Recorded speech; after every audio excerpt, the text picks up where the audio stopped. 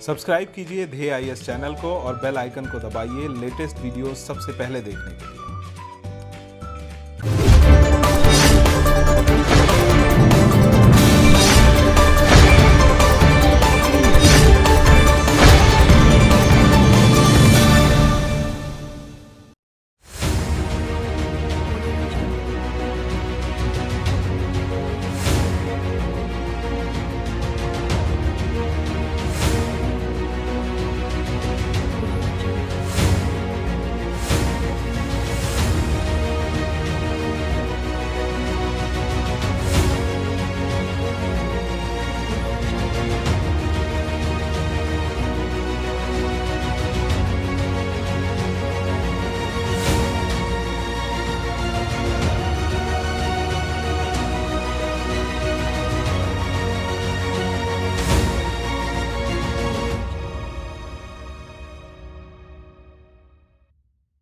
देश का एक बड़ा हिस्सा ब्रिटिश हुकूमत की दमनकारी नीति से त्रस्त था ही, लेकिन देशी रियासतों के नवाबों और राजाओं ने भी जनता पर दमन और शोषण का कहर ढा रखा था। जहां युद्ध के बहाने भारत देश की मासूम प्रजा को लूटा जा रहा था, ऐसे समय में उत्तराखंड राज्य में जन्म लिया था एक ऐसे वीर ने जिसने न सिर्फ अंग्रेजों के बल्कि रियासती अत्याचारों के खिलाफ जन क्रांति कर अपने प्राणों को न्यौछावर कर दिया। श्रीदेव सुमन। आज यानी 25 जुलाई को उनकी पुण्यतिथि है। चलिए आज उनकी पुण्यतिथि पर उन्हें फिर से याद करें, जिनके बलिदान दिवस को उत्तराखंड राज्य में सुमन दिवस के रूप में मनाया जाता है। श्रीदेव सुमन का जन्म उत्तराखंड के टिहरी राज्य में हुआ था। ये वही टिहरी है जहां पर आज एशिया का सबसे ऊंचा बांध स्थित है। इस विशाल जलाशय को इन्हीं श्रीदेव सुमन के नाम पर श्रीदेव सुमन सागर के नाम से भी जाना जाता है। श्रीदेव सुमन का जन्म ऐसे समय में हुआ था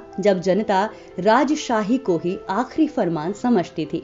25 मई 1915 को श्रीदेव सुमन का टिहरी के ही जौलगांव में जन्म हुआ। श्रीदेव सुमन का बचपन का नाम था श्रीदत्त बडोनी। टिहरी रियासत को अंग्रेज कभी भी अपना गुलाम नहीं बना पाए थे, लेकिन यहाँ की हर कार्यवाही में उनका खुला हस्तक्षेप था, जैसा कि कुछ इतिहासकार भी लिखते हैं। राज परिवार अंग्रेजों के एहसानों तले इस कदर डूबा हुआ था कि 1857 की क्रांति के दौरान अंग्रेजों को छुपने के लिए अपने राजमहल के द्वार खोल दिए और खुद लोगों के घरों और जंगलों में दिन गुजारते गए।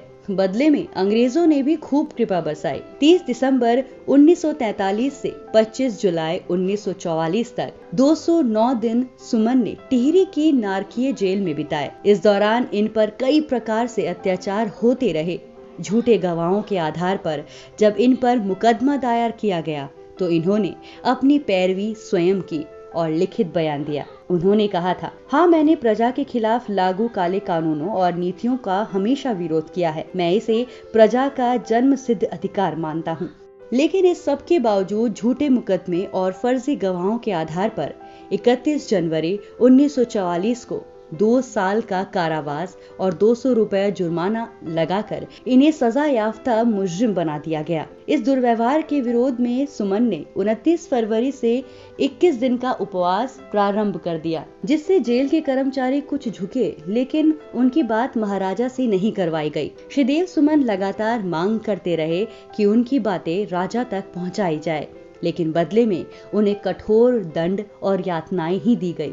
श्रीदेव सुमन ब्रिटिश हुकूमत और टिहरी की अलोकतांत्रिक राजशाही के खिलाफ लगातार आंदोलन कर रहे थे। श्रीदेव सुमन को उत्तराखंड का भगत सिंह भी कहा जाता है। मात्र 29 की अवस्था में ही जनता के लिए प्रजामंडल की स्थापना की मांग करने के कारण अपनी ही रियासत के राजाओं द्वारा प्रताड़ना और क्रूरतापूर्ण शोषण के बाद प्राण त्यागने वाले श्रीदेव सुमन की कहानी सरदार भगत सिंह के बलिदान से कम नहीं है। लेकिन श्रीदेव सुमन के बलिदान का जनता पर बहुत गहरा प्रभाव पड़ा और लोगों ने राजशाही के खिलाफ खुला विद्रोह कर दिया। सुमन के बलिदान के बाद जनता के आंदोलन ने टिहरी रियासत को प्रजा मंडल को वैधानिक करार देने पर मजबूर कर दिया। वर्ष 1948 में जनता ने देवप्रयाग, कीर्तिनगर और टिहरी पर अधिकार कर लिया और प्रजा मंडल का मंत्री परिषद गठित हुआ। टिहरी गढ़वाल के भारतीय गणराज्य में शामिल हो जाने तक ये आंदोलन चलता रहा।